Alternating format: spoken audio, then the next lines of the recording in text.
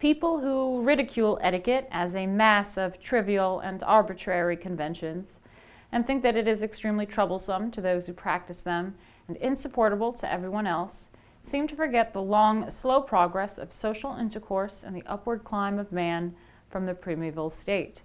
Conventions were established first to regulate the rights of the individual and the tribe. They were and are the rules of the game of life and must be followed if we would, quote, play the game.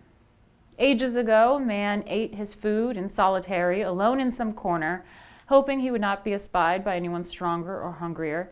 It was a long, long time before the habit of eating in common was acquired, and it was obvious that the practice could not have been taken up with safety until the individuals of the race knew enough about each other and knew enough about the food resources to be sure that there was enough food sufficient for all. When eating in common became in vogue, table manners made their appearance, and they have been waging an uphill struggle ever since.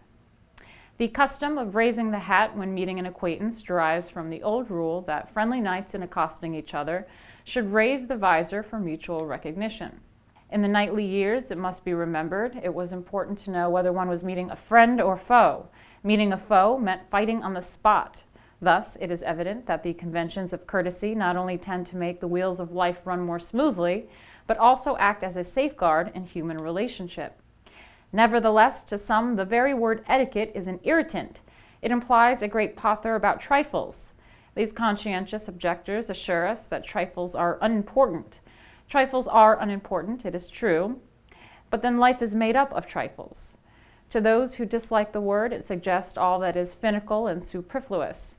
It means a garnish embroidery on the big scheme of life, a clog on the forward march of a strong and courageous nation.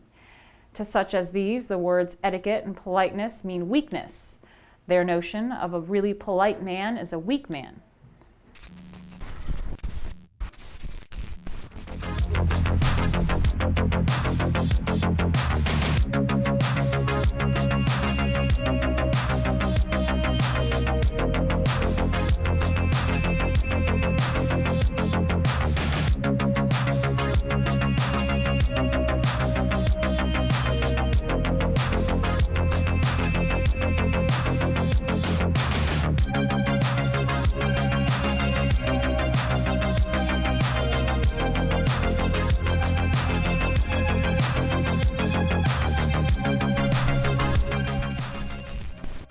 In the midst of World War I, some French soldiers and some non-French of the Allied forces were receiving their rations in a village on the back of a line.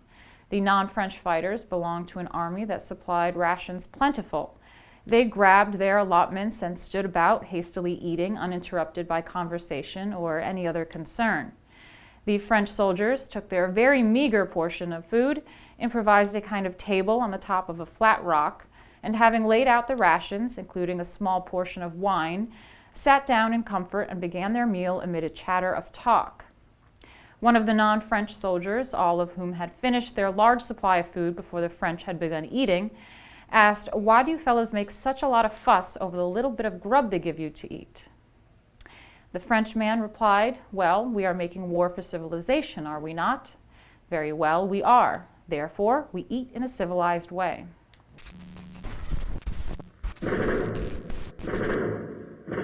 Your squad is ready for you to lead them through. With Johnny 7 OMA, you charge. Fire grenade. Bullseye for Johnny 7. Watch out, tank. Fire anti-armor shell. Fire anti-tank rocket. Johnny 7's got him on the run. Johnny 7 fires bullets like a rifle. Fires like a Tommy gun. Now it's a cap-firing pistol. You've won with Johnny 7, the one-man army gun. It's 7 guns in one. Let's count them. 1 is a grenade launcher. 2 anti-armor gun. 3 anti-tank gun. 4 bullet-firing rifle. 5 Tommy gun. 6 anti-bunker gun. 7 cap-firing pistol. There's no other gun like it. To be sure, look for Johnny 7 OMA, the one-man army by Topper.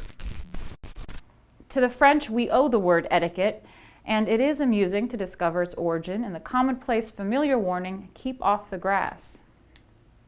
It happened in the reign of Louis XIV, when the gardens of Versailles were being laid out. The master gardener, an old Scotsman, was sorely tired because his newly seeded lawns were constantly being trampled upon. To keep trespassers off, he put up warning signs or tickets, etiquettes, on which was indicated the path along which to pass.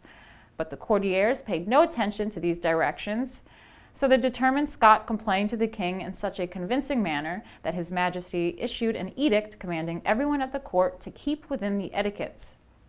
Gradually, the term came to cover all the rules for correct demeanor in court circles, and thus, through the centuries, it has grown into use to describe the conventions sanctioned for the purpose of smoothing personal contacts and developing tact and good manners in social intercourse.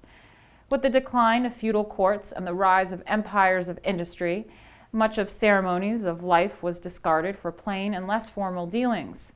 Trousers and coats replaced doublés and hose, and the change in costume was not more extreme than the change in social ideas.